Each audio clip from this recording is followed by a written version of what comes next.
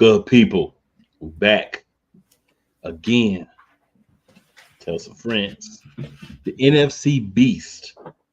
So a little different from last week because last week we was talking about how no one in the division lost. Eagles were on bye, so they couldn't win or lose. But the other three teams got a dub. All I can say is it was all good just a week ago. I want to thank myself and Sam here because our team made sure our division was not L City last week. We're going to talk about all that, but I just wanted to throw that out there because there's a piece of me that's petty that hasn't come through as much as it should, and he wanted to make an appearance. So, with that being said, I want to welcome right beside me here my man Sam Shady Sports Network. What up, Sam? Just ready for another great night of talking NFC East football and an impending Giants-Eagles matchup, which should be pretty good. I hope it's not. I hope people want to turn before halftime. Probably won't happen though, because Nick Sirianni still didn't like it fired, so probably won't happen. Scrub, my guy Scrub, what's up, man? Man, the NFC East. That was some ugly football for all the teams. Well, one team looked at halfway decent. The rest of them, one at least looked ugly. The rest of them. I'm about to say, because you're not talking about the team in Philadelphia. I know. That was ugly. It was. It was an ugly win, but it was a win. It was ugly. Yeah. It's more than I can say about my team. Hey, man. By an inch or in a mile, right? Hey. There's a lot to say about that. So I ain't going to start too early on that piece of my pettiness. But what I will say is, man, a lot of great football was played last week. Not a lot of it was in the NFCs. But as Scrub did so eloquently state, dubs were gotten by one team and L's by everybody else. Oh, man. I think when these games happen, it fuels the division haters, right? Because they're like, you call yourself the NFC Beast and you're the least. We had a bad week, right? And it just so happened that it lined up where a lot of the teams were facing off against very strong opponents, we'll say.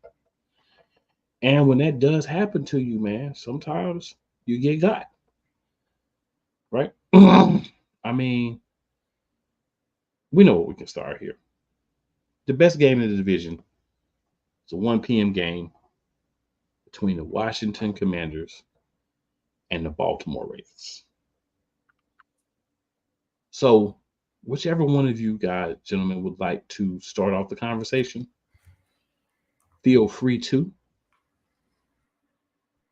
But your thoughts on the Commanders and the Ravens, because I felt like that was, as advertised, one of, if not the game of the week. I would completely agree with that assessment. I mean, I know that the Commanders ultimately lost the game, but Jaden Daniels once again turned in a great performance. And honestly, I hope that we get to watch many more of these games where it's Lamar Jackson on one side and Jaden Daniels on the other, because talk about two of the most exciting quarterbacks in the league to watch. It was a really fun game from start to finish.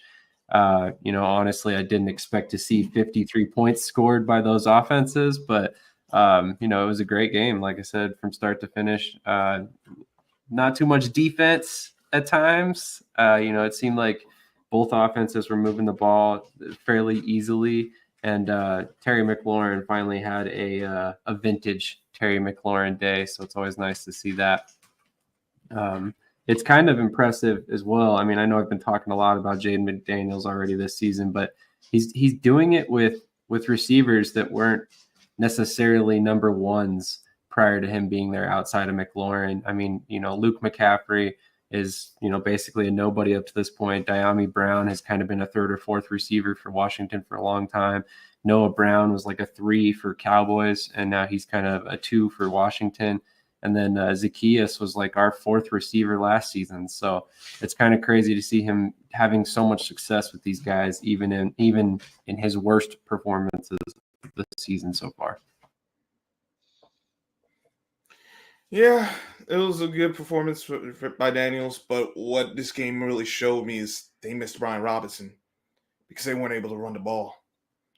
And while they were able to move the ball, finishing the drives, and it's clear that not having Brian Robinson, who's more that sledgehammer type back, the guy you can give 20, 25 carries.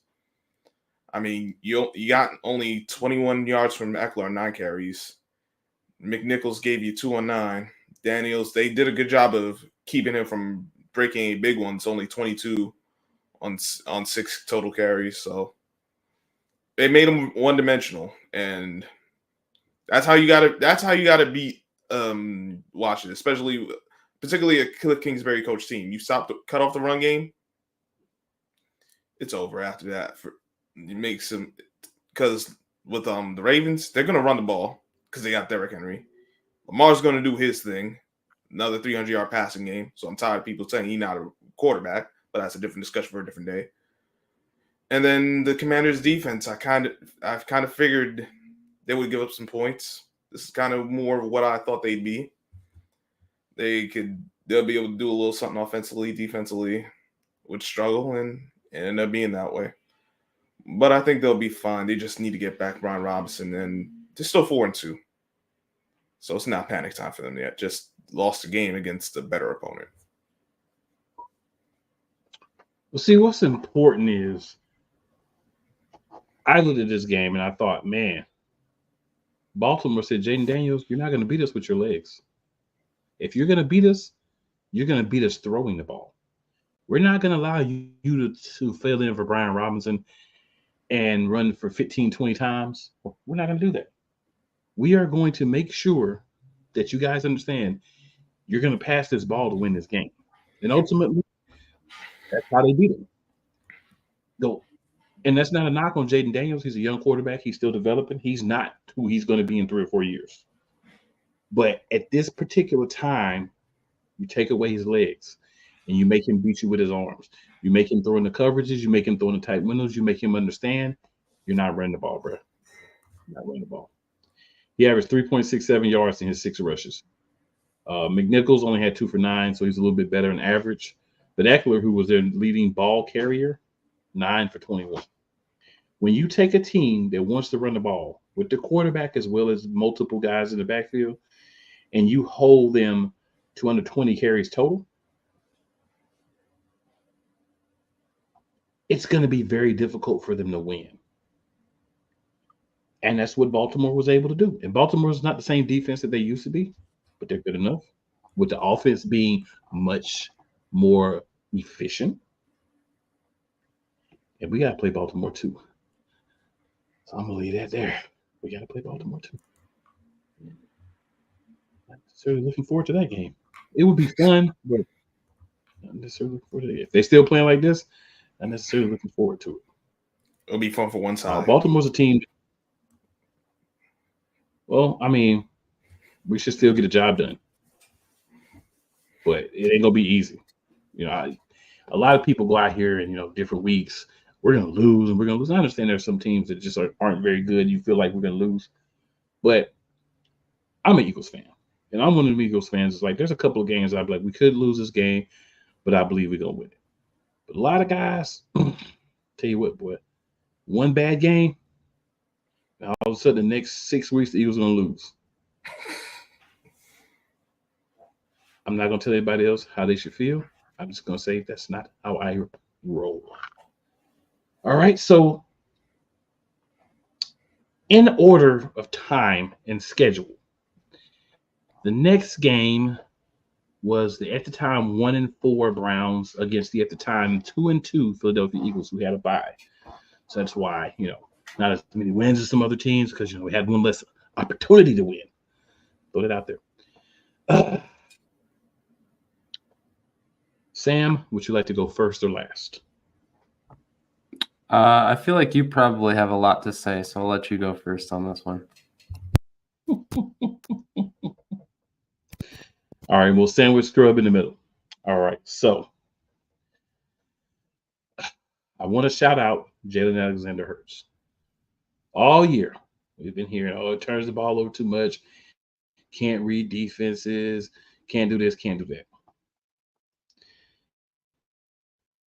So goes out, he uses his legs to get some first downs. Not enough. There were more opportunities, but he did use his legs to get some first downs. He used his arm to make some plays, got AJ back, got Devontae back, and surprisingly looked a little better. And somebody had a nerve to get online and say, see, I told you he could only win when he's got Devontae Smith and AJ Brown. I'm like, you take anybody's two best receivers away and see how they look. You're not proving anything by saying that. So let's look at some numbers. 16 to 25, 264 yards and 2 touchdowns. If you've watched Eagles Elite at all in the past 3 years, one of the things I've always been saying is we don't want Hurts to have over 25, maybe 30 throws, depending on the flow of the game. Right? We have these running backs. We've got Saquon Barkley, who was 18 carries for 47 yards. He did have what I believe would have been a big 50, 60, maybe even 70 yards. I don't remember exactly where they had breakaway run. And he ran into one of his offensive linemen who basically put him on his butt, and that was the end of that. But after him, there was a huge hole.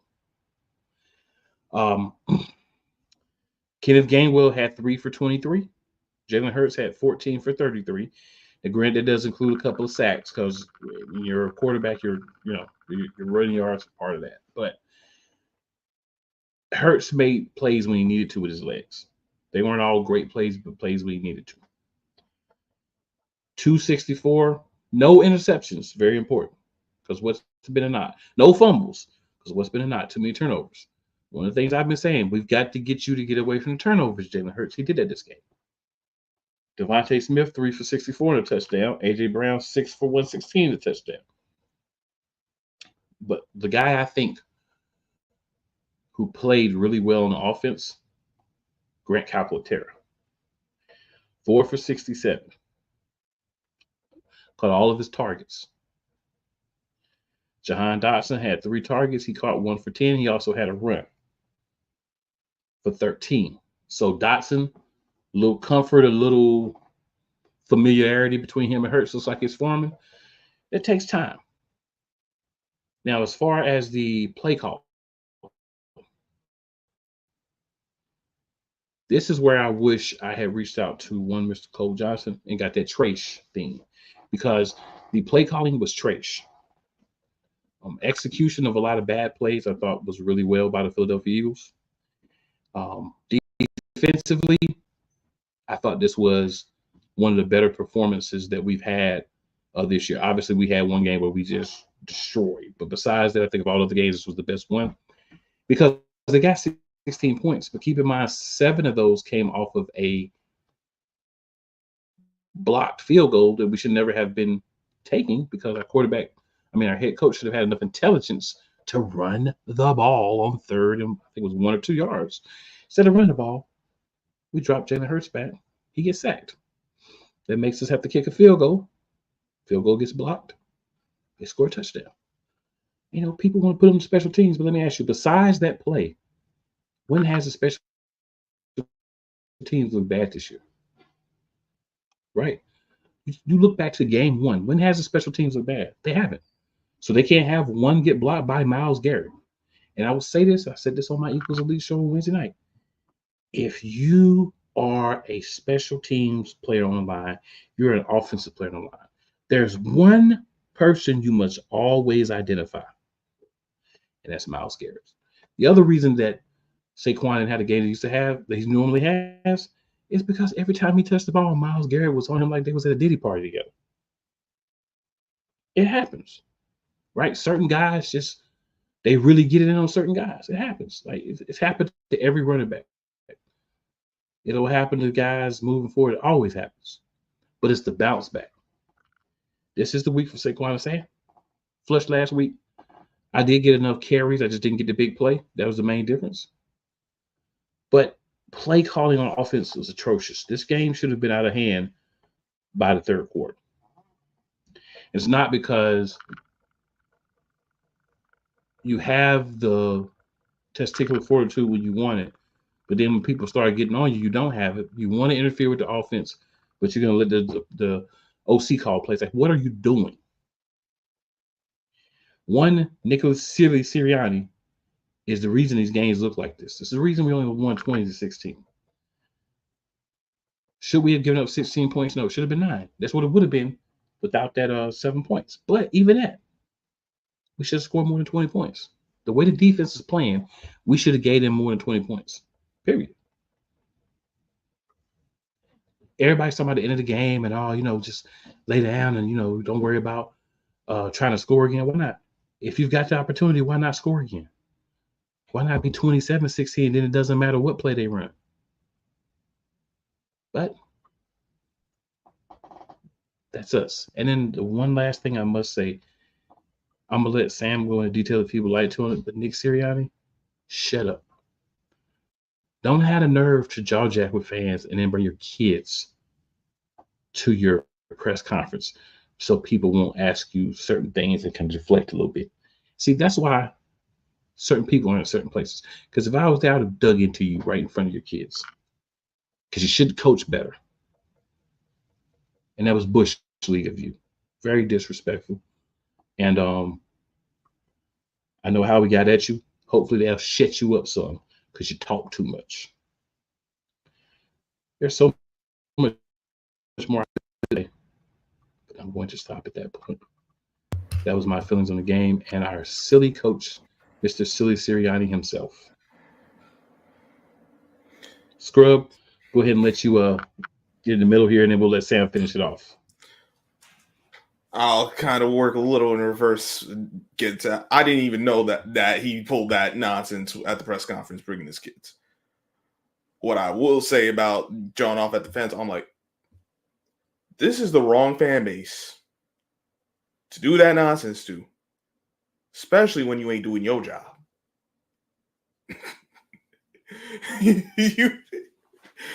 Let's just say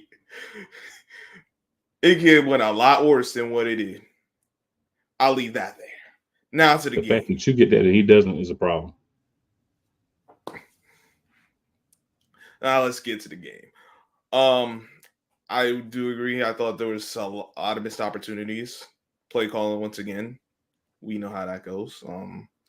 I will say at least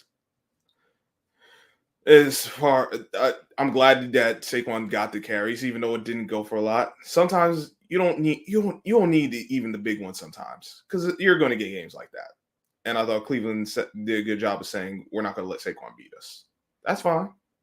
That's why you have a team. That's why you got AJ Brown who got over a buck. That number 81, he was definitely key because all right, you keying on Brown, you keying on Smith. Okay, now he comes up big. I thought how this half ended, like you said, with the sack, which made the field goal even longer. And then you get the block field goal. I'm not going to kill special teams. That things happen. You got to ID Myles Garrett, but it wasn't not so much the young. Yeah, always wasn't so much that it was a special team. It was like Eagles, are y'all struggling? And then you give that up. It felt like you had a chance to have it 13-3 at that point, and it's 10-all at halftime. It was 10-all, right? Something like that. Yep. Like I thought that might have been your undoing, just because.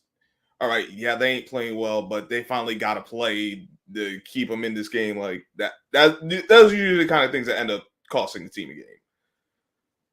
Luckily, it didn't. For that, sir. We've been down too many times to worry about stuff like that. No, I got you, but I thought it just kept Cleveland the game longer than it should have. And but y'all did get 5 sacks, which was good. Defense had some success, got into a flow. So hopefully that continues at least. Jalen Hurts, no turnovers, which was I know it was a big talking point, and it was always a concern, but the biggest thing is ball security. He did a good job of that. So here's to hoping I hope it don't have it. He goes back to what he was doing this week, since the matchup that's to be coming. But just aside from me being a Giants fan, it's good to see, and you hope that continues on. You just need your head coach to stop being the team's worst enemy, because that's really where it is right now.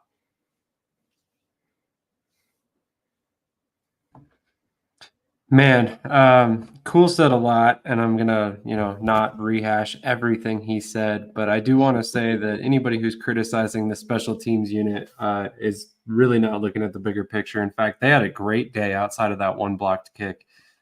Jake Elliott made every other kick he attempted on the day. Braden Mann was pinning the offense deep every time, helping the defense out big time.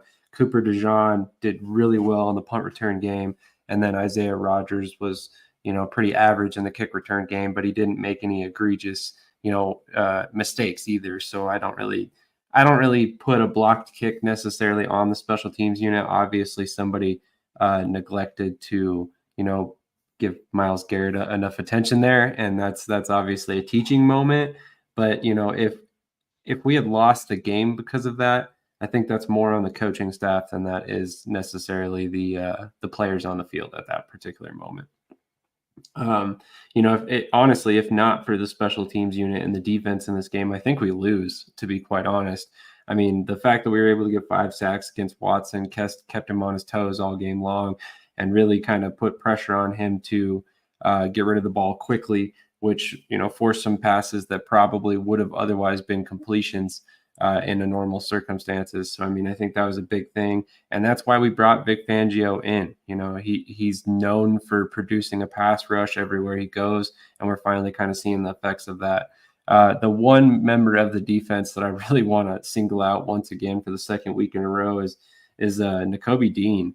I don't know what's going on with this guy right now, but it seems like he's got butter on his hands or something. I have no idea. He's missing tackles left and right, and we need to get that fixed quick before he's ultimately, considered a bust and we have to move on from him. I think he's got 6 in the last 2 games alone, and that's just it's not something we can live with going forward, especially if we're going to stop the run, which was an issue in this game.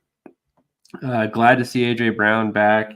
He's a huge part of this offense, but what much like Cool said, one thing that's impressed me is the emergence of Grant Calcaterra. It seems like every time he's out there, he's doing better than he did the week before, and you can see the growth. And I think that was really important for the Eagles because we needed a competent tight end too behind Goddard, something that we've lacked for many years, basically since Goddard took over. So I think that'll help the run game going forward, and I think that's going to be incredibly important down the stretch. And I hope they start using more 2 tight end sets to kind of help out Barkley and kind of lean more into the run game a little bit and limit Hurts' exposure to pressure and potentially getting hurt. So other than that, not a great game. A lot of ugly moments. Wasn't really incredibly fun to watch, to be honest, but at the end of the day, we got the win. And, while you can always improve after a win, the main things that we need to improve on, I don't think are on the field. It's more off the field. Cool kind of briefly touched on it there for a moment. Sirianni jaw-jacking with fans is just over the top. That's a head coach. You got to act like a head coach. And it seems like Sirianni is just not, he doesn't understand what it means to be a head coach, whether it's, allowing your coordinators to coordinate, or it's, going back and forth with fans, or, just a lot of the different things that he does as a coach, he needs to improve on as well. And it seems like that effect has kind of trickled down into the locker room because there's been a lot of talk this year. Normally you don't hear a whole lot coming out of the team in terms of, trash talk towards other fans, other players, stuff like that. But CJ Gardner-Johnson, Darius Slay, multiple of these guys have been all over social media talking a bunch of smack, and it's just unnecessary. This team is not playing well enough right now to bring any extra attention on themselves. And yet here they are, the head coach, two of our most prominent defensive backs that haven't played all that well this season are all talking as if we're doing something great. Like, no, you guys need to be quiet, do your job. And then, we can talk hopefully after we win some games in convincing fashion, but this was not it. So definitely not the fan base to be going back and forth with. And I think that's something that we need to kind of keep an eye on going forward, because that could be what ultimately is Nick Sirianni's undoing. All right, then. See, there was a lot to say about the game. All right, then we've got what I would call a mollywopping, a mugging, abuse, beat down, bullying, domination, violation, whatever you want to call it. The Lions, the time with 3-1, time to 3-2, Dallas Cowboys. The Lions winning to Arlington, Texas, where the Cowboys play. Hence the Arlington football team. Monica, I give them from time to time.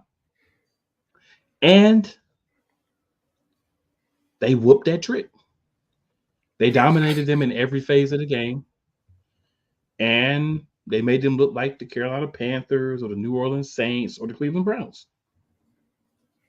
Yeah, that's all I got to say. They dominated them and they made them look like they were Bush League. It is what it is. It happens. I don't think there's any positives if you're a Cowboys fan that you can take from that game. Scrub, what do you think, sir? Oh, there ain't no positives. I mean, you didn't do a good job protecting your quarterback. You couldn't run the ball. Your backup quarterback came in, he threw a pick. So everyone who wanted to get on Dak, we were like, oh, it's all Dak's fault. We got no, your backup wasn't any better.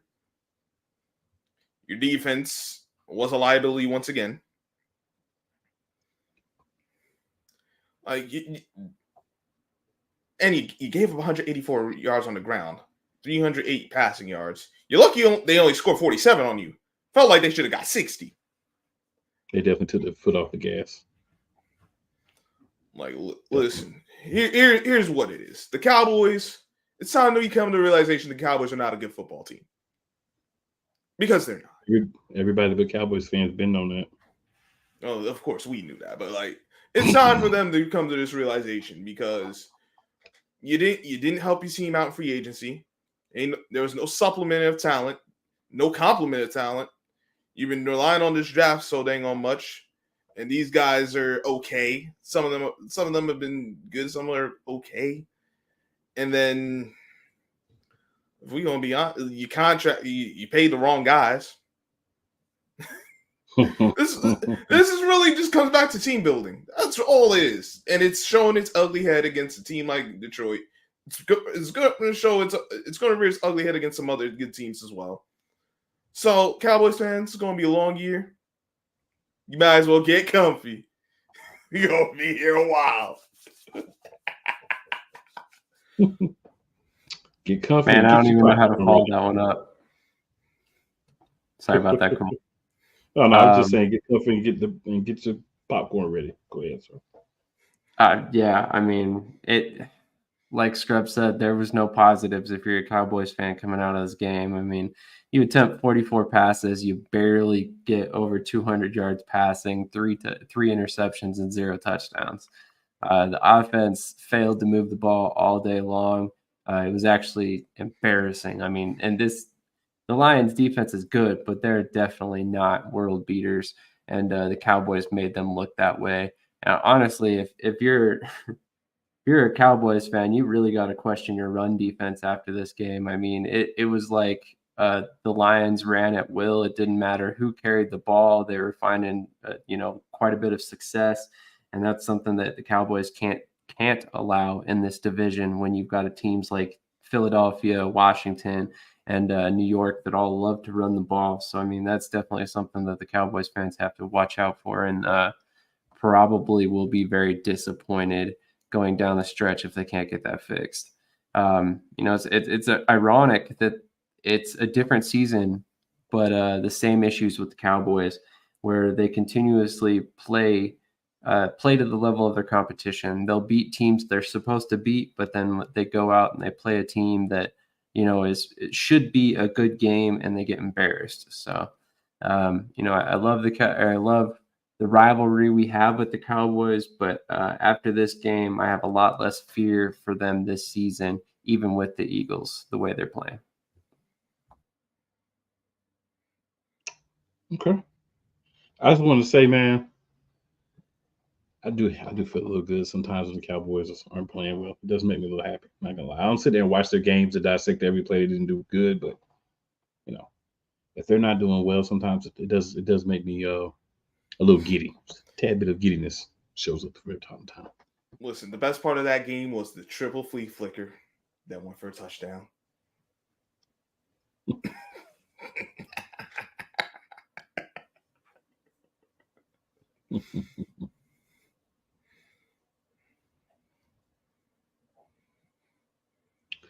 All right, and then Sunday Night Football. 2-4 Bengals. Now 2-4. 1-4. We're going up against the 2-3 Giants. I just felt like the Giants with the lack of what I want to say. Lack of corner play. Let's say that. Lack of play on the back end of the defense in total was just something that was going to be able to be exploited a couple of times, right? And it's not like Cincinnati didn't go out there and treat them like the Lions did Dallas or anything like that, but they were able to get some big plays. They were able to move the ball. They were able to do the things that you need to do to beat a team that you feel like has less talent on defense than you do on offense. And we got a real Jamar Chase sighting. So that's always interesting. I can't say that the Bengals dominated the game in any way, shape, or form. They were able to win the game.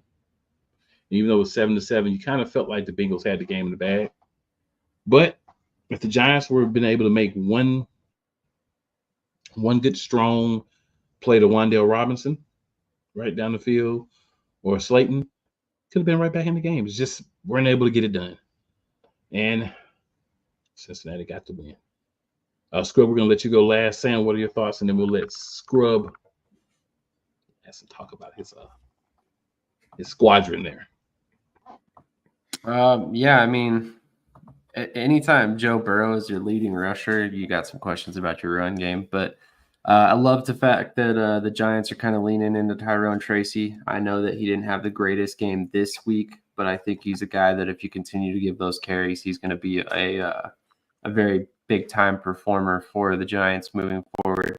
Maybe you split the carries a little bit more with Singletary when he comes back from injury, but ultimately, you have got to stop throwing the ball 40 times with Daniel Jones. He is not that quarterback. I know you pay him like that, but you have to understand who he is and play to his strengths. And him throwing the ball 41 times a game is not conducive to winning for any team.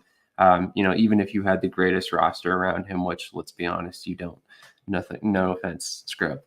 The wide receivers could use some work. Honestly, if it weren't for this defense, I feel like the Giants would have gotten blown out in a couple games this season. And honestly, this pass rush, that scares me the most going into this next game. But we'll talk about that more here in a second. But I'll just go ahead and turn it over to Scrub. I'm sure he's got a lot more to say than I do. I do. This team we're lacking talent in some areas. We got a lot of role players. And you know what role players need to be? Attention to detail. Daniel Jones is a role player at best. I've said this for multiple years now. He was not good in attention to detail. There were some throws he missed that if he is more accurate or went to the right read or doesn't try to be a superhero, or I don't know what you're doing that red zone turnover. You're trying to throw it away. He threw it away. Threw it right away to the other team. That would have been. I was thinking the same thing. that would have been 3 points right there. There were some other opportunities. Obviously, your best offensive lineman had a penalty on a large play that ended up being negated because he was like 3 to 5 yards down the field. That's no good. Your field goal kicker missed a 47-yarder. And I do know that the wind does become a factor in the Meadowlands, except it really wasn't a factor in that night. But you picked up a kicker who has a history of kind of, once he starts missing, it's all downhill. Defense, I thought they were good except for 4 plays. I don't really count the last one because it was, I could count it, but it didn't really matter. The game was over at that point with the last rush for a TD. The first one being the Joe Burrow touchdown, 3rd and 18. I personally wouldn't have called the man blitz myself. If you are going to call that blitz, you better get the stop. Someone was supposed to loop around. They didn't loop. Burrow out the window. Boy ain't never ran so fast in his life. I'm confident he ain't never run that fast in his life. He saw a touchdown and he got it. There was that. There was the play in the 3rd quarter after the Giants had tied it up. Pass rush couldn't get there. And Joe Burrow makes the play. The Jamar Chase Flat did what he could, but either it was the safety Newbin or the one of the rookies or the other rookie. Phillips was just looking around. And the one thing you can't do on defense is just be a spectator. So that's how you give up that play. And then the third down where before the 2-minute warning where that, I mean, I wouldn't say that was that was so much a mistake, just couldn't get the stop. And that was pretty much game over, and that was pretty much it. Of course, you would have liked to get the fumble that you forced, I think, a play later, but you know how that thing bounces. But that's just it. Instead of saying, hey, you just need to clean these things up, you get a win, cool. Saying, man, if only you got made a few more plays. Because your offense didn't do you no favors. I thought the strategy wasn't ideal. You didn't run the ball in those first 3 drives, which wasn't good. To Sam's point, they keep trying to have Daniel Jones be this top flight passer. He's not. He was never that.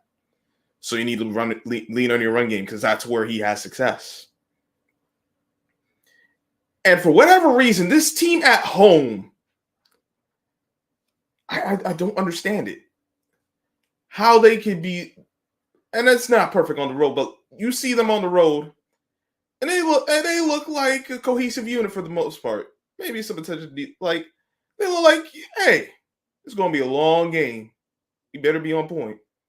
And then at home, you're like, this offense, man, they'll just shoot themselves in the foot. Don't worry.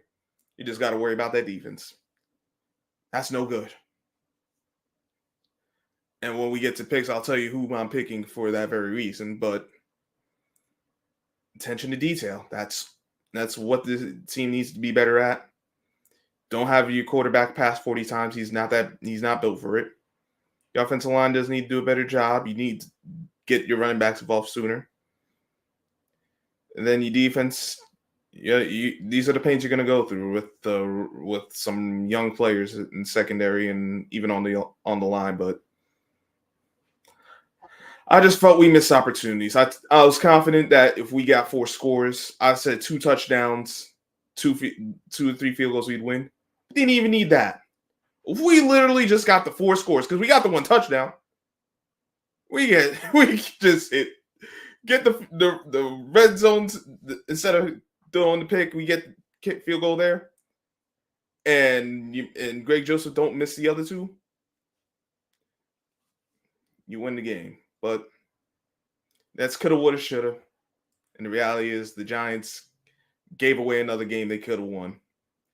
And instead of having at worst being at 500, possibly even leading the division, you're in last place at 2-4.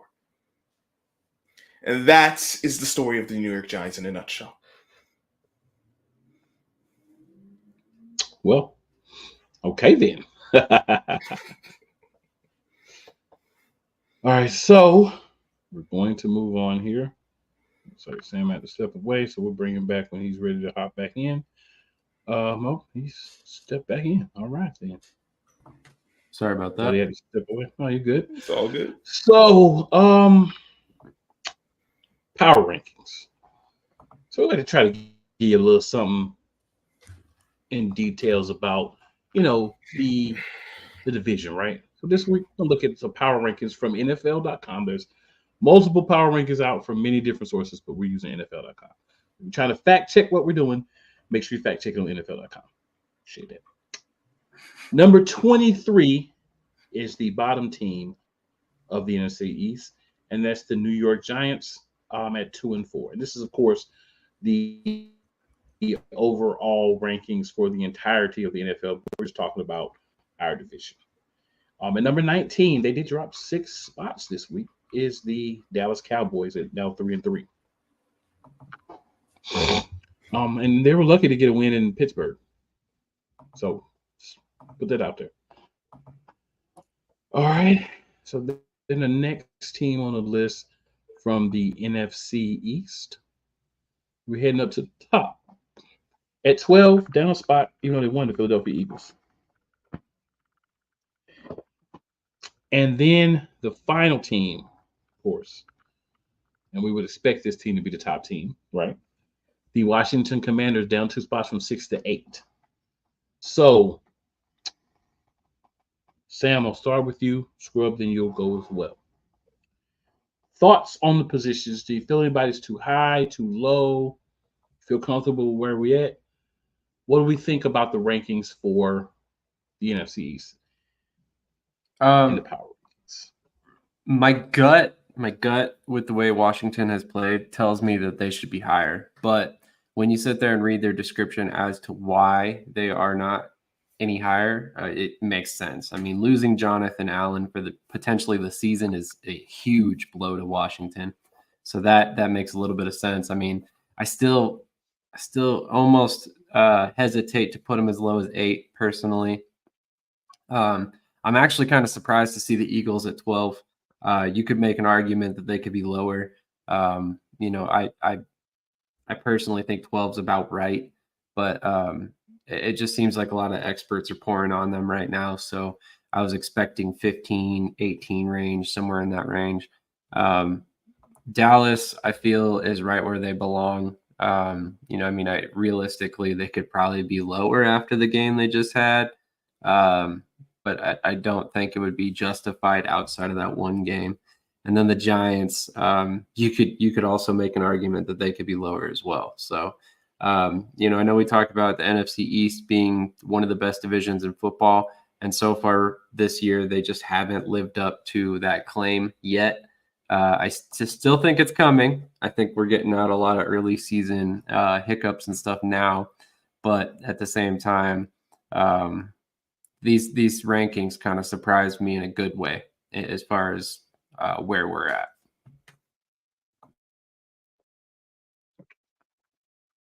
So I'll say, sorry, Screw. I said you next. My bad. Got a little happy there. Go ahead, Screw. You're on mute, sir. Thank you. Losing Jonathan Allen's a big blow for Washington. And I think they're about where they would be even if they didn't lose him, because we know where they are when their best players are there. But you didn't have Brian Robinson this game, which showed, and then not having Jonathan Allen on a defense that I at least personally thought could be exploited because of their secondary. That's going to hurt them. But they've been playing well so far. We'll see how it continues on. Eagles, I'm actually surprised they're at 12 right now, considering that the Bears are starting to pick it up. And honestly, this game wasn't very good for the Eagles. I mean, I know they won. They did some good things, but it was more so taking advantage of the weaknesses of a bad team who's shown those weaknesses all year. But worse things could happen. I can't. I mean, it's not like I wouldn't say they're too high. Just you can justify them being lower. Cowboys, I always think they should be 32 because they're the Cowboys, but I mean, listen, they're 3. They're the lowest of those teams at that 500 range, and I just don't see where it gets better for them. So I expect them to start free falling even further. And then the Giants, I mean, we lost our best offensive lineman.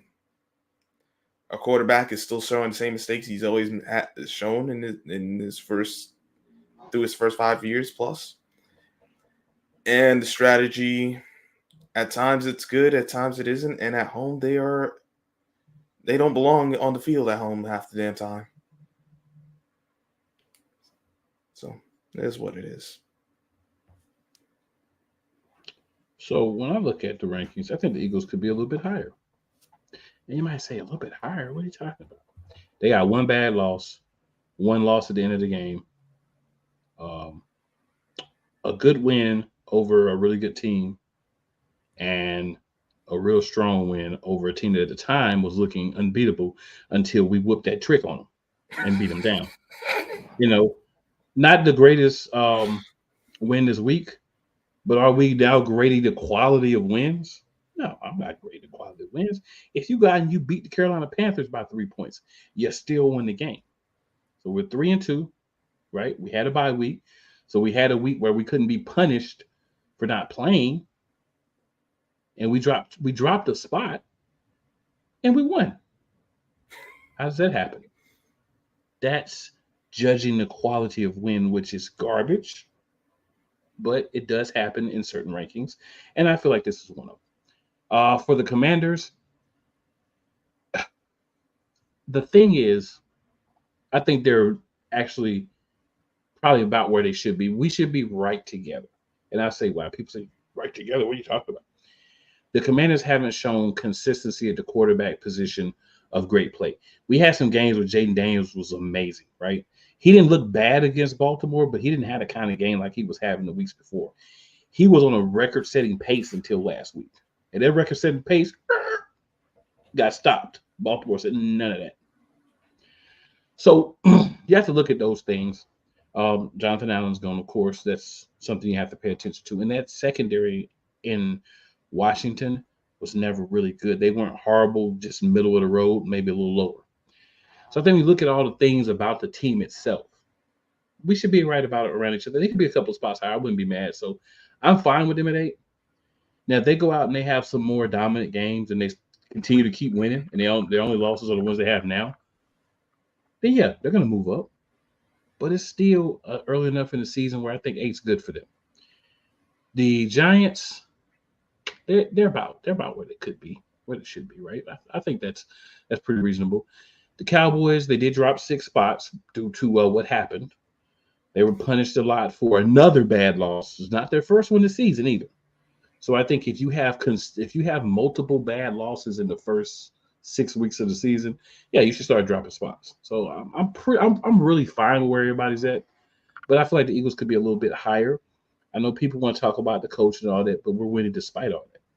So in spite of having an idiot that cannot stop meddling in the organization and the team and the play call and all that, we still won 3 out of 5 games and really could have won 4 out of 5, right? So Tampa Bay was Tampa Bay.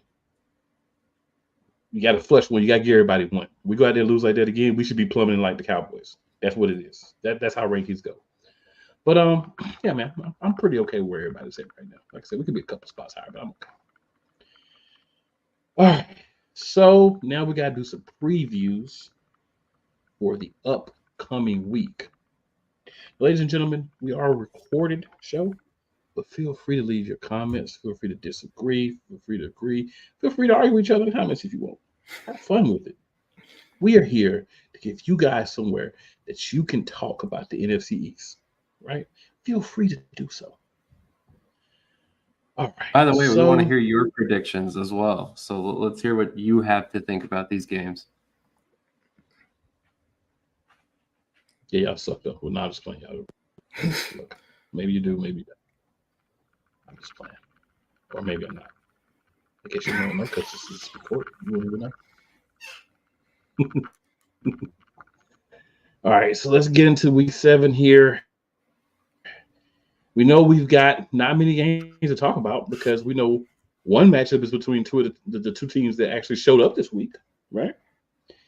And the other matchup is a bunny. So let's do it this way. Let's get the bunny out of the way first. 4:05 p.m. Eastern Standard Time. The Carolina Panthers are traveling to Maryland to play Landover, Maryland to play the Washington Commanders.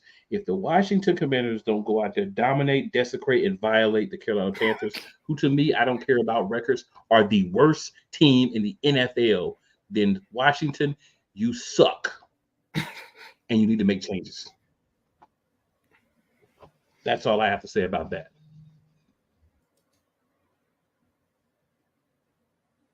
Whichever one you do is want to.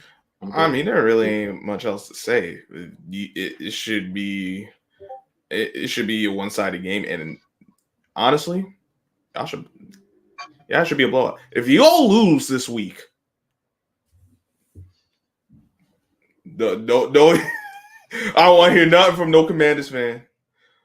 Don't be banging your chest. I don't care what happens with the Giants and Eagles. Don't come banging your chest like y'all kings of the.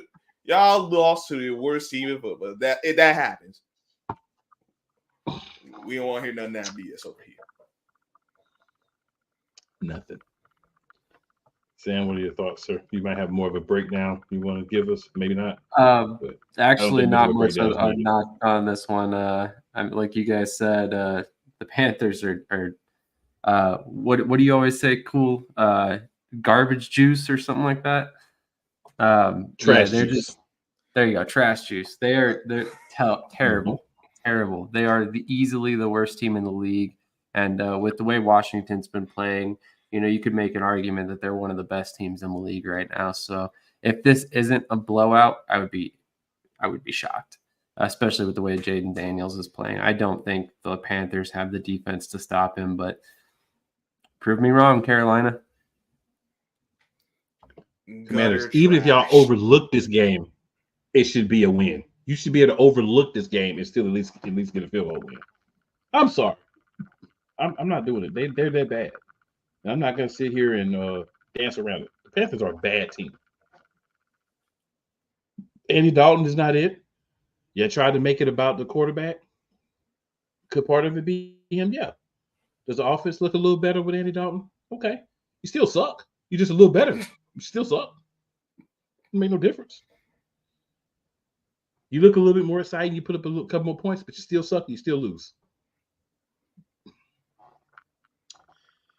I live in Charlotte, y'all, so I hear a lot about the Panthers. And why do we spend all this time on a team that sucks? I get it, we're in Charlotte, but I'm just saying.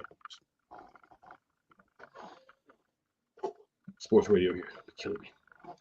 All right. 1 p.m. Eastern. Got 3-2 Philadelphia Eagles at the 2-4 New York Giants. This game is on the worst field in New York. I mean, in the NFL. If we're talking about the worst team is in Charlotte, the worst field is in New York or New Jersey, actually, because we're the only team in the division that actually plays in our city. But I digress. Eagles, Giants.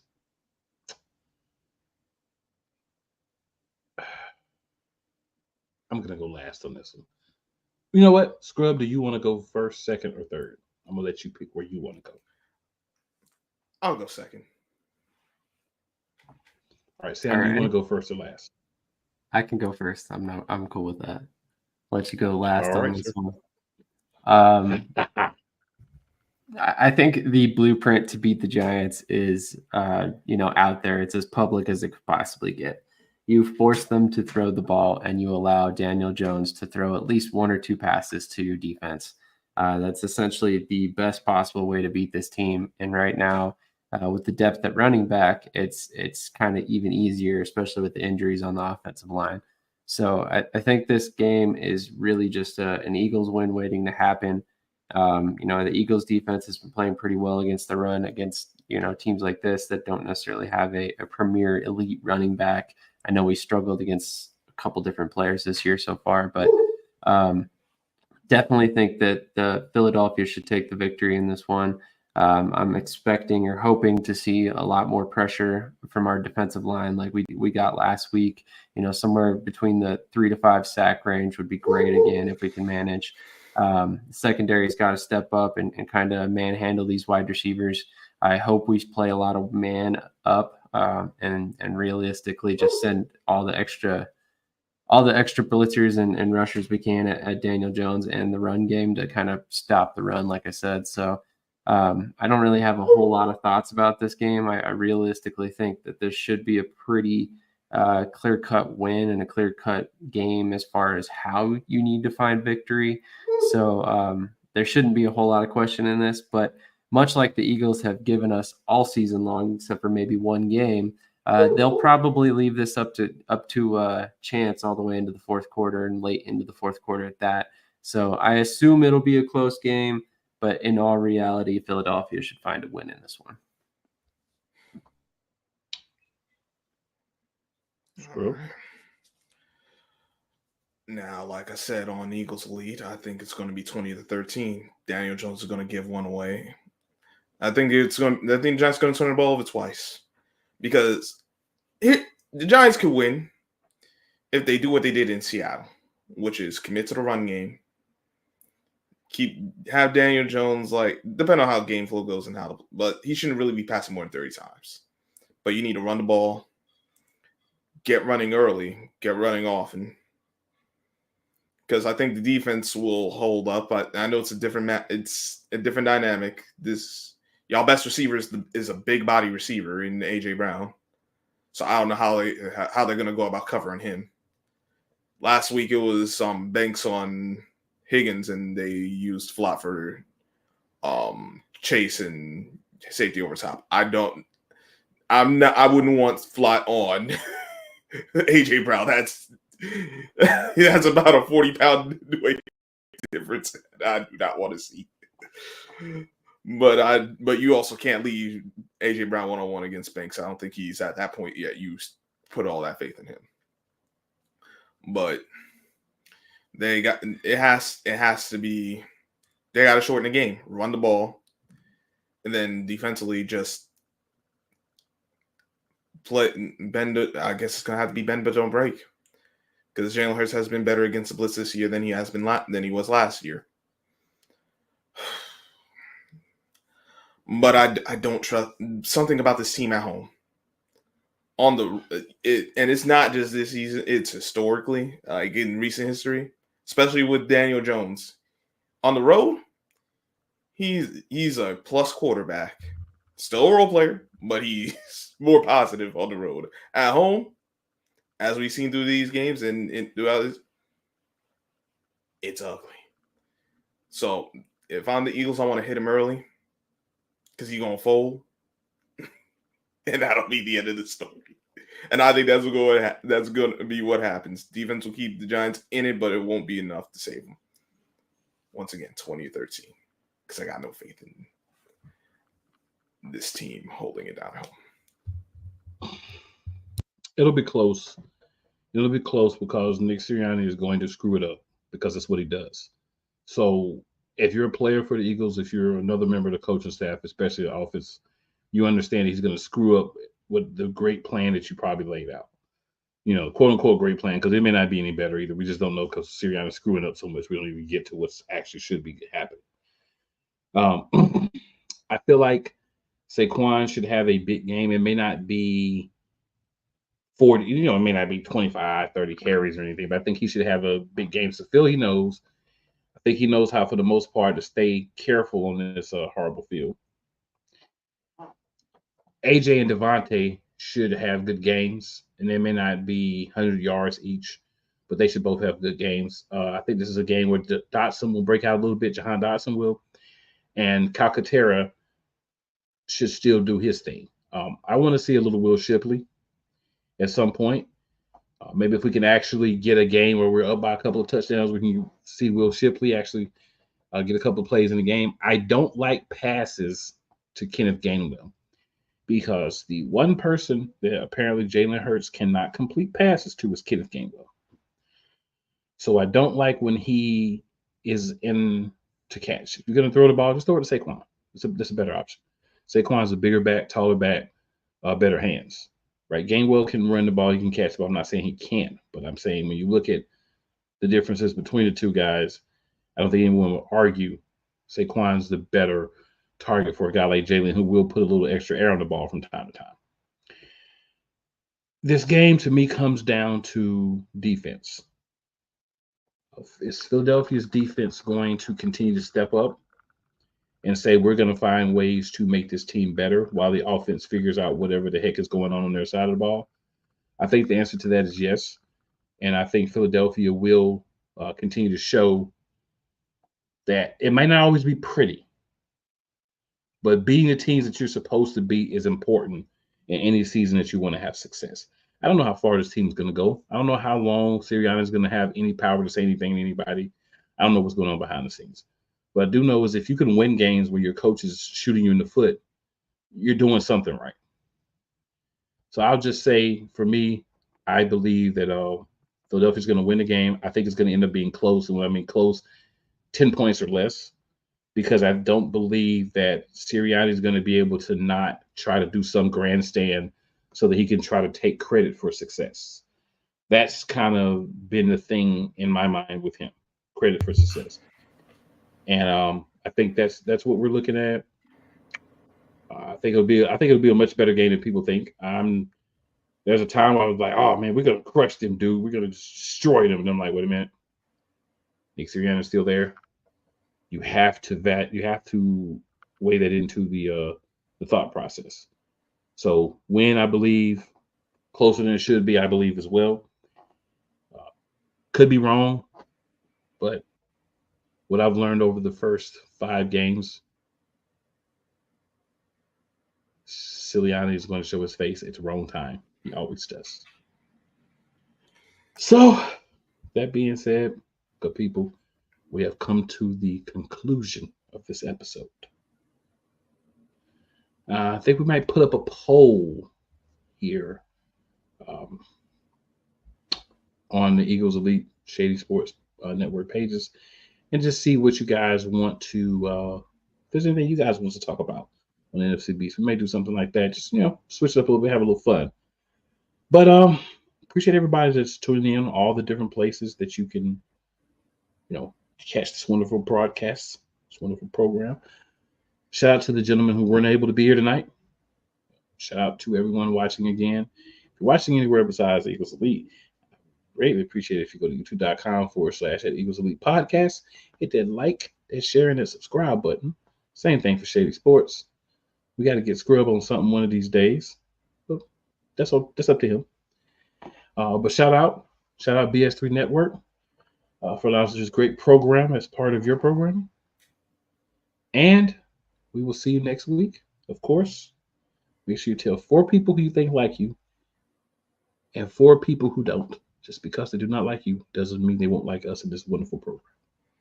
And as always, it's never where you start. It's always where you finish. We beastin' out.